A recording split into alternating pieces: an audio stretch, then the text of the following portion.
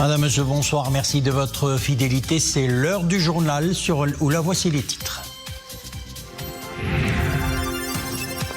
Sur haute instruction de Sa Majesté le Roi Mohammed VI, chef suprême et chef d'état-major général des Forces armées royales, Son Altesse royale le Prince héritier Moulay Hassan a présidé aujourd'hui au Collège royal de l'enseignement militaire supérieur à Kénitra la cérémonie de sortie de la 24e promotion du cours supérieur de défense et de la 58e promotion du cours état-major. L'opération Marhaba, c'est parti pour la 24e édition organisée sous la présidence effective de Sa Majesté le Roi Mohammed VI. Cette année, 18 espaces sont opérationnels à travers le royaume. Ce soir, nous irons au port Tangemed qui accueille déjà ses premiers navires long courrier avec à leur bord des Marocains du monde heureux de retrouver la mère patrie. L'affluence bat son plein dans les souks et les différents espaces de vente d'ovins à l'approche de Eid al-Adha.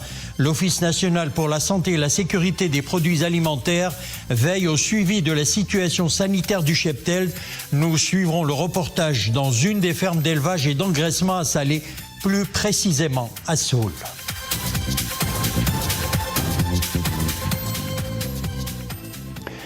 Sur haute instruction de Sa Majesté le Roi Mohammed VI, chef suprême et chef d'état-major général des Forces armées royales, Son Altesse royale le Prince héritier Moulay Hassan a présidé aujourd'hui au Collège royal de l'enseignement militaire supérieur à Kénitra la cérémonie de sortie de la 24e promotion du cours supérieur de défense et de la 58e promotion du cours état-major qui compte 285 lauréats, dont 70 officiers originaires de 26 pays amis du royaume. Sophia Fagrout.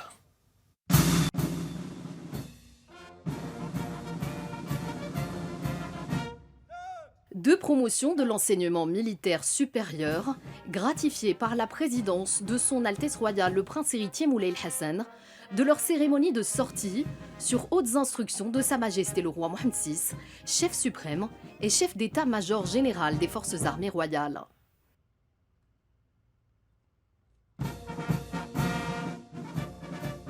À son arrivée au Collège royal de l'enseignement militaire supérieur, Son Altesse royale a été saluée par le général de corps d'armée, inspecteur général des phares et commandant la zone sud, et le colonel-major, directeur du Collège royal de l'enseignement militaire supérieur, avant de passer en revue un détachement des forces royalaires qui rendait les honneurs.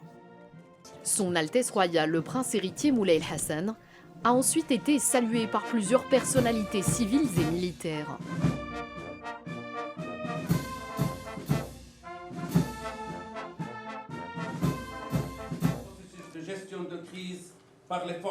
Son Altesse royale le Prince héritier Moulay Hassan a suivi une présentation portant sur le processus de gestion de crise au sein des phares, animé par deux officiers stagiaires.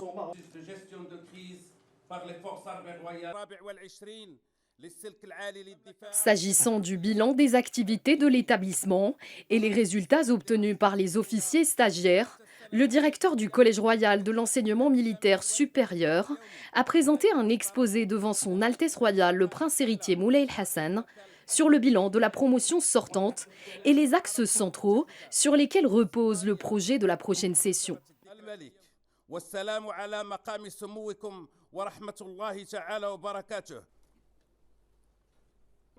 Son Altesse royale a remis des brevets de l'enseignement militaire supérieur avec grade de master spécialisé en défense nationale et des diplômes d'état-major respectivement à des officiers stagiaires du cours supérieur de défense et du cours état-major nationaux et étrangers.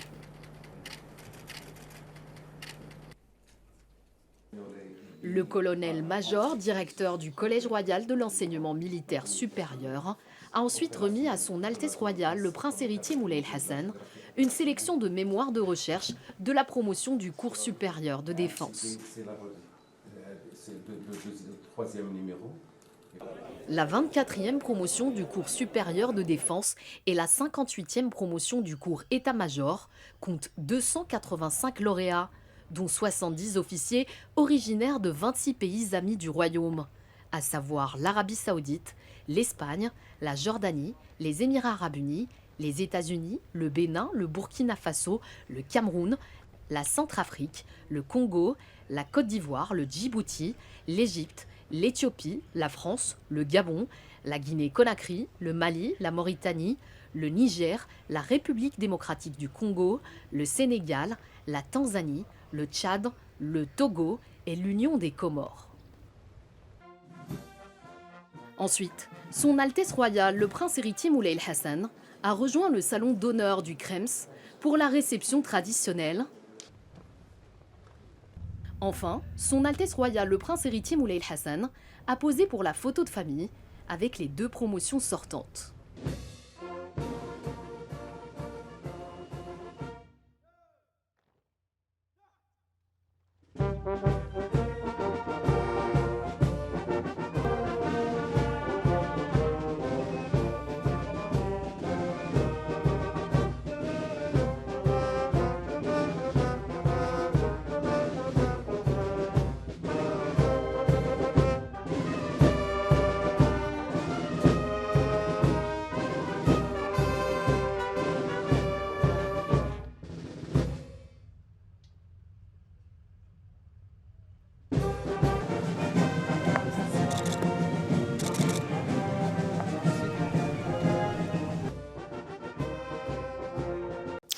Je vous propose à présent d'écouter des déclarations des lauréats marocains et étrangers de la 24e promotion du cours supérieur de défense au Collège royal de l'enseignement militaire supérieur à Kénitre.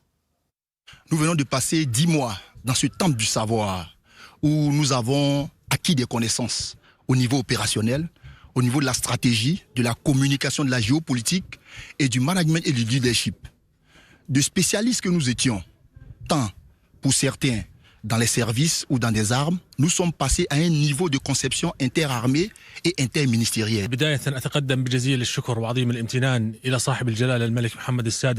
Tout d'abord, je tiens à exprimer mes remerciements et ma profonde gratitude à Sa Majesté le roi Mohammed VI, chef suprême et chef d'état-major général des forces armées royales, pour nous accorder la chance de faire partie de la 24e promotion du cours supérieur de défense au Collège royal de l'enseignement militaire supérieur. C'était une expérience très enrichissante en matière de défense nationale, d'études stratégiques et de relations internationales. Cette formation sur laquelle a veillé les meilleurs officiers des phares, en plus d'éminents professeurs universitaires marocains et étrangers, nous a permis de nouer des liens de fraternité avec des confrères étrangers venus de pays frères qui ont participé à cette session. Ceci est un grand acquis pour la consécration des phares au Maroc et à l'étranger.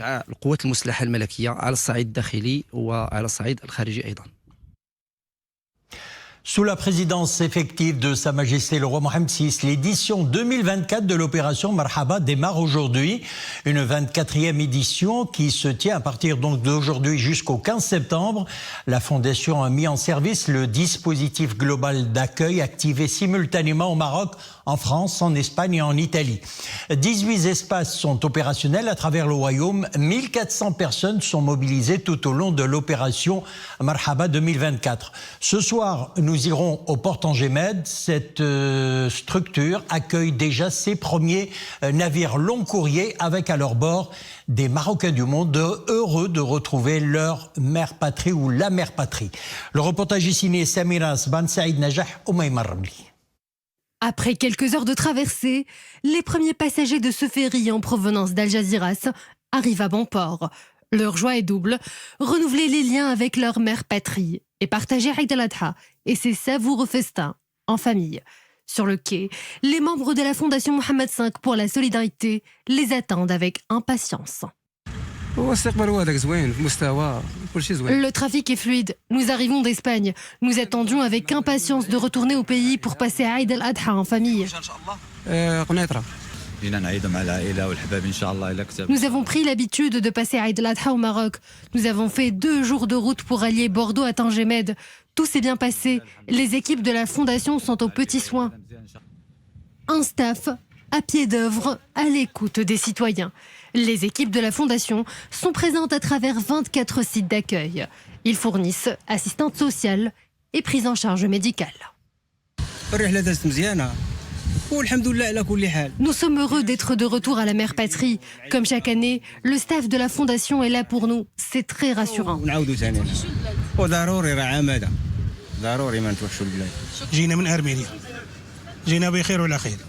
Le transit s'est très bien passé et l'accueil est chaleureux. Nous les remercions pour tout cela.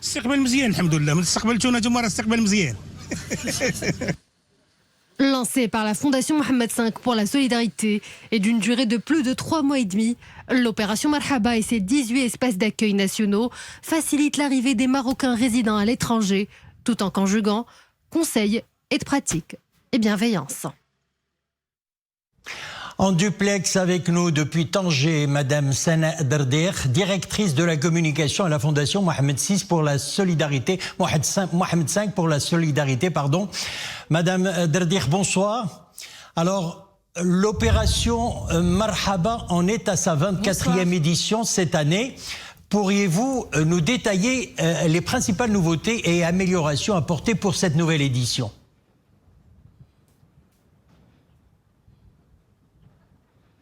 Eh bien, effectivement, comme vous l'avez dit, nous en sommes à notre 24e édition de l'opération Marhaba, qui est menée, organisée annuellement et sous la présidence effective de Sa Majesté le roi Mohamed VI Lansro, ce qui traduit la bienveillance et l'attention particulière du souverain envers nos compatriotes résidant à l'étranger et qui découle également sur un dispositif global qui est à la fois mené par la Fondation Mohamed V pour la solidarité et l'ensemble des parties prenantes qui interviennent dans l'organisation, mais également dans l'accueil et dans l'assistance de nos compatriotes. Alors, l'édition de cette année, eh bien, elle est marquée par la célébration de l'Eid al-Adha, comme d'ailleurs l'ont montré les reportages.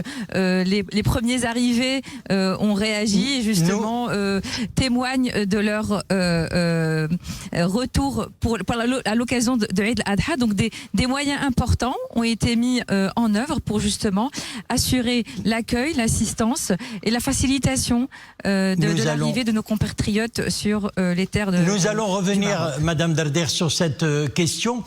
Comment la Fondation Mohamed V pour la solidarité coordonne-t-elle les efforts entre les différents intervenants pour assurer un service homogène et efficace à tous les niveaux ?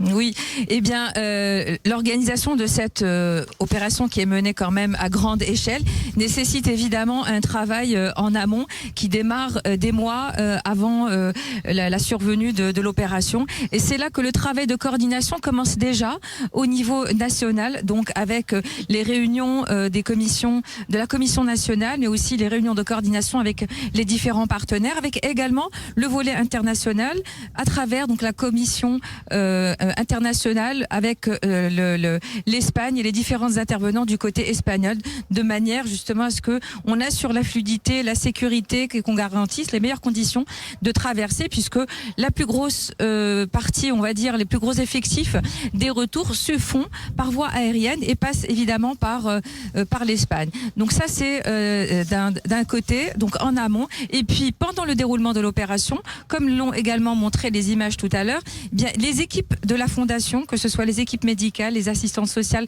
et les cadres également de la Fondation Mohamed V pour la solidarité, font un travail de proximité et c'est eux qui constituent l'interface directe à l'arrivée des Marocains résidant à l'étranger pour être à l'écoute, les accompagner, les aider et surtout servir de courroie ou de relais avec les autres parties prenantes, que ce soit les autorités aéroportuaires, les compagnies maritimes, les services de la douane, de la police, de manière à soit faciliter les procédures ou intervenir en cas de situation ou de cas. Par exemple, là pour ce premier jour, oui. Oui, allez-y très rapidement, oui. Pour ce premier jour, vous vous trouvez au port Tanger-Med qui accueille donc les... Oui, alors rapidement, pour ce premier... Oui, voilà, Absolument. Nous étions ce matin au niveau du port Tanger Med et à l'arrivée donc du bateau en provenance d'Algeciras. Donc la sortie s'est passée dans de très bonnes conditions. Donc on a les équipes au niveau des différents postes sur Tanger Med. Ce sont on a 4 bureaux d'accueil Marhaba sur la zone de Tanger Med et l'équipe médicale a dû prendre en charge 2 cas médicaux. Heureusement d'ailleurs qu'elles étaient sur place parce qu'on a eu un cas de suspicion d'AVC. Donc la personne un homme en provenance en fait de Madrid a été mobilisé, a été pris en charge. Il a été transporté en urgence au niveau du CHU de Tanger pour sa prise en charge dans les meilleures conditions au niveau du CHU de Tanger. À titre d'exemple, et c'est là où on voit le travail de proximité et l'intervention sur le terrain au moment où la situation se présente. Madame Sana Dardekh, l'opération, nous le disions, Marhaba 2024 est un peu particulière cette année puisqu'elle coïncide avec la célébration de Eid al-Adha, vous en parliez tout à l'heure. Alors afin de faciliter le retour des Marocains résidant à l'étranger, quelles sont donc les mesures concrètes que vous avez mises en place pour gérer l'afflux exceptionnel prévu aux différents points de passage cette année ? Oui, évidemment, avec la célébration d'Eid al-Adha, il va y avoir une espèce de glissement des arrivées et qui coïncide cette année donc avec le démarrage de l'opération Marhaba que nous allons enregistrer, Inch'Allah, déjà dès la semaine prochaine. En conséquence, les moyens techniques et humains, surtout humains, relevant des sites d'accueil de la Fondation Mohamed V pour la solidarité, ont été renforcés sur les points d'arrivée, notamment au niveau des ports et au niveau des grands aéroports qui accueille à peu près les 2 tiers des arrivées par rapport en tout cas aux chiffres que nous avons étudiés sur l'année 2023. Donc plus de personnel médical, paramédical, plus d'assistantes sociales également sur le terrain, en plus des mesures et des dispositions de facilitation qui ont été prises par les différentes parties prenantes de l'opération de manière à ce que les conditions d'accueil, de traversée et d'arrivée soient les plus optimales. Madame Sana Dardekh, merci d'avoir été notre invitée du journal ce soir. Vous étiez en duplex depuis Tanger. Merci. Je rappelle que vous êtes directrice de la communication à la Fondation Mohamed V pour la solidarité. Merci. Opération Marhaba 2024 toujours, l'aéroport Mohamed V de Casablanca a mis tous les moyens humains et logistiques en place pour garantir un meilleur accueil aux Marocains résidant à l'étranger. Les partenaires aéroportuaires ont renforcé leur coordination pour garantir une fluidité accrue des mesures de sécurité, des contrôles douaniers et sanitaires pour accueillir les voyageurs dans les meilleures conditions. La Fondation Mohamed V pour la solidarité est en coordination quotidienne avec la direction de l'aéroport.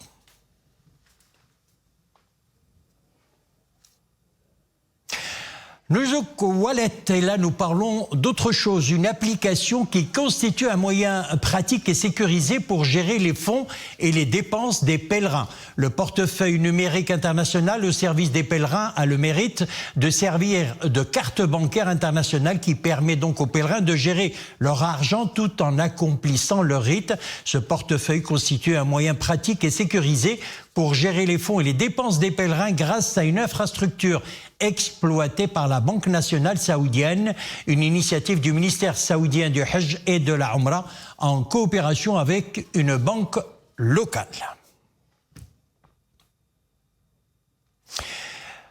Une vague de chaleur inédite est attendue dans l'ouest des États-Unis, selon les services météorologiques américains.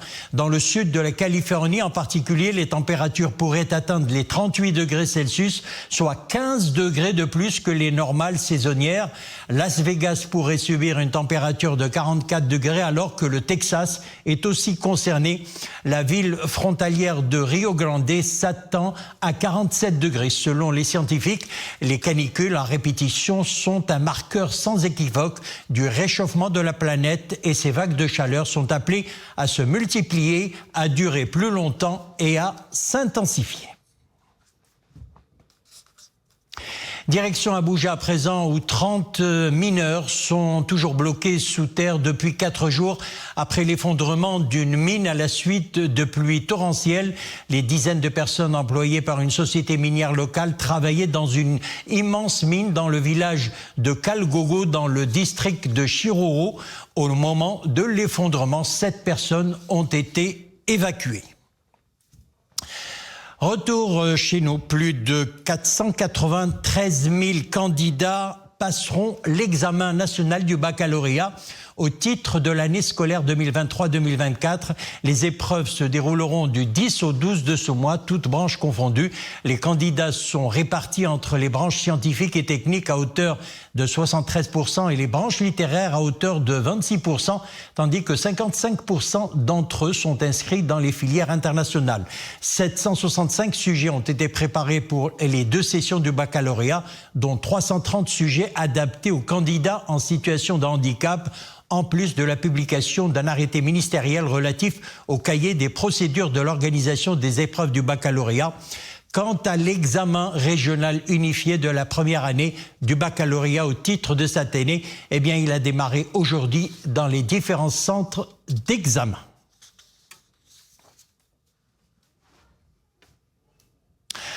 À l'approche de Eid al-Adha, l'affluence dans les souks bat son plein. L'offre est diverse et variée. Jusqu'à aujourd'hui, 5 800 000 têtes d'ovins et de caprins ont été identifiées par l'ONSA. L'Office national pour la santé et la sécurité des produits alimentaires veille aussi au suivi de la situation sanitaire du cheptel. Reportage dans une des fermes d'élevage et d'engraissement à Salé. Hassan Silla, Wissal Imri, Zakaria Mokinbillah. L'unité mobile de l'ONSA arrive dans cette ferme d'élevage d'ovins et de caprins, des environs de Soul. À bord, une équipe vétérinaire venue contrôler l'état de santé du cheptel. Première vérification, la bague d'identification de l'animal. Deuxième étape, le contrôle de l'état de santé du cheptel, ainsi que la qualité de l'eau de breuvage et du fourrage. Des échantillons de l'alimentation animale sont prélevés pour examen.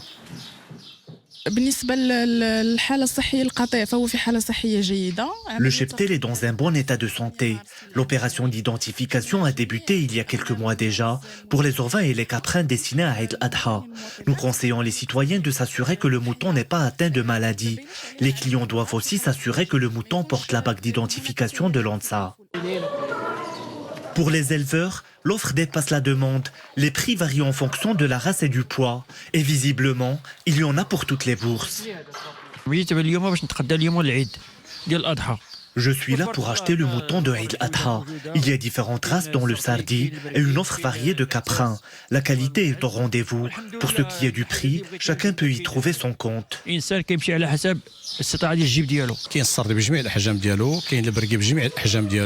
a différentes races et tailles de moutons telles que le sardi et le bergui, en plus des caprins. Nous essayons de répondre aux différentes demandes de nos clients en fonction de leur pouvoir d'achat. L'identification du mouton permet d'associer le cheptel à l'éleveur. En cas de problème, on peut facilement retrouver la ferme d'élevage.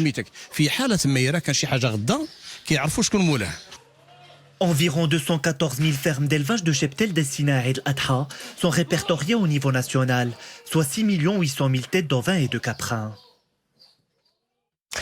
À présent, on va vous donner l'eau à la bouche. On va parler de la figue, un fruit d'été aux multiples vertus.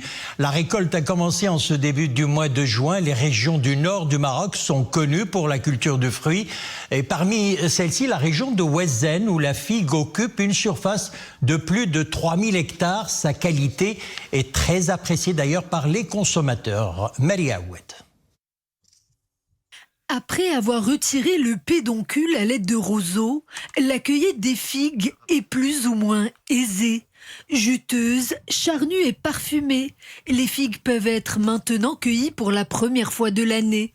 Avec 2 récoltes qui se succèdent, l'une en juin, l'autre en juillet, la ville de Ouezzane se voit dotée d'une nouvelle dynamique en accueillant des saisonniers venus récolter le fruit.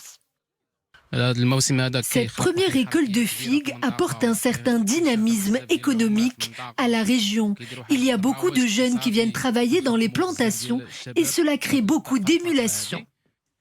Arbre mythique et millénaire, le figuier bifère constitue une source de revenus non négligeable pour tous les habitants des régions agricoles. Arbre d'abondance, il apprécie particulièrement les expositions ensoleillées. Cette année, la récolte est très satisfaisante et les agriculteurs embauchent beaucoup de monde dans les vergers. Vous savez, les figues ont quelque chose de spécial. Elles apportent avec elles leur lot de prospérité. Depuis le lancement du plan vert, la culture du figuier n'a cessé de croître, avec plus de 128 000 tonnes de figues récoltées courant 2023 et tout autant de vertus pour ce fruit à consommer sans modération. On passe à la page sport de ce journal carton plein pour les Lions de l'Atlas évoluant dans les différents clubs étrangers. Ils sont 18 joueurs à avoir brillé avec leur club en championnat coupe et à avoir remporté également des titres continentaux. Plusieurs noms sortent du lot. Ce soir, nous parlons de Brahim Diaz qui a été sacré 3 fois avec son club, le Real Madrid, Super Coupe d'Espagne, la Liga et la Ligue des Champions. Brahim Diaz, 24 ans, a disputé 44 matchs cette saison et marqué 12 buts et délivré 9 passes décisives, toutes compétitions confondues. Il y a aussi Yassine Bounou, arrivé à Al Hilal lors du mercato estival en prenant du FC Séville. Il a remporté 3 titres après le triomphe en Super Coupe d'Arabie Saoudite. Bounou s'est offert la Saudi League sans subir la moindre défaite avec 31 victoires et 3 matchs nuls.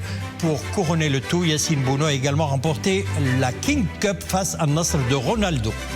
Et puis Ayoub El Kabi, meilleur buteur et joueur de la Ligue Européenne Conférence. Il est le premier Marocain à marquer lors d'une finale d'une compétition européenne. Il a offert le premier titre continental à son club, l'Olympiakos. Et puis il y a également Soufiane Rahimi qui sort du lot également. Et puis, Tour du Maroc cycliste, la 6e étape reliée aujourd'hui Khouribga à Bni Mellel, 112 km. En retour en image sur la 5e étape qui a relié Qalat Sragna à Khouribga, une étape remportée par l'Italien Lorenzo Cataldo. Cataldo s'est imposé lors de cette étape longue de 150 km en 3h30, devançant le Français Paul Henquin et le Turc Batouane, auteur du même chrono. Le Marocain Youssef Beddou est arrivé 5e. Et puis le classement général est toujours dominé par le Français Emmanuel Cognier qui conserve son maillot jaune avec un total de 17 h 9 minutes et 27 secondes.